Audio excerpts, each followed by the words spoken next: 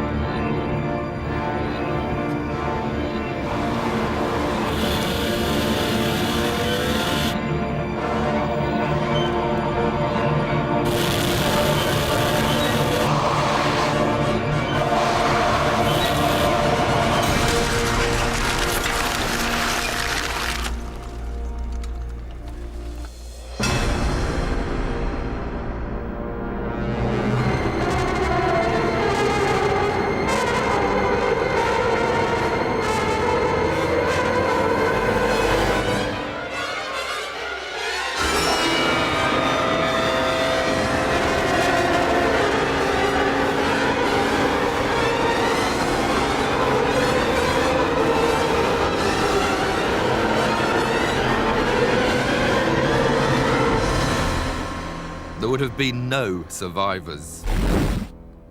Airbags would not have helped.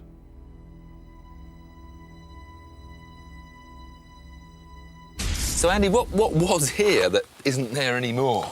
Well, you can see, because the vehicles didn't actually head on, that on this side of the vehicle, which wasn't hit, you can see the wheel, the suspension and the front structure. But that beam, isn't that beam pretty solid? It is, but look at this side. The whole of the wheel's been pushed back, the suspension has gone.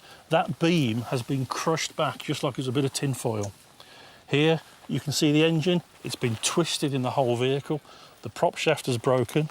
And if we move backwards here to what's left of the driver's door, you can see that the front wheel is now practically touching the back of the driver's door.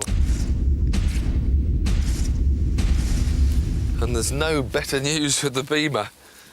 Steering wheel's like right in. There's no room between the front seats and the back seats. That's right, just look at the amount of crush you've got here, the deformation in the A-pillar, how that's been pushed right back. The wheel has been pushed right back into where the driver's feet would be. And if you look to see the engine really hasn't moved that much. It's more or less where it was. So that shows that when the two cars collided, the engine, the front structure and the engine didn't really take a lot of the energy. It's only when the cars impacted in this area that the actual work started to be done, and most of the energy has been absorbed here, and as you can see, that's resulted in a lot of deformation. So Andy, I mean, these cars are, what, 10 years old? I mean, are modern designs any better at surviving these sort of accidents? Yes, modern cars are designed to undergo what's called an offset test, where we actually deliberately only impact half of the vehicle width. So the sort of damage that you see here would be less on a modern car.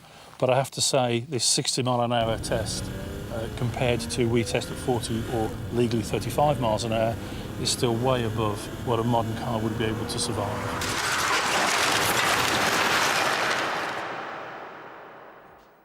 So what can we do? Is there any great ideas for the future? Well, you're fighting sort of conflicting requirements here. You've got the requirement of keeping the passenger compartment rigid so that the occupants don't get crushed, but then you also want to make the front of the car nice and soft so it absorbs as much of the energy as possible. I guess the one thing we could do is make cars with 30-foot bonnets, but they really wouldn't be practical to drive around on the roads.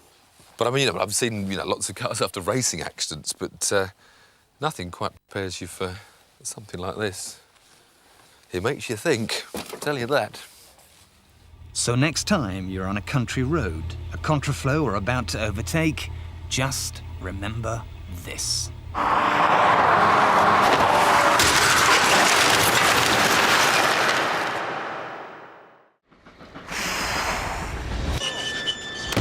The Focus is obliterated on impact.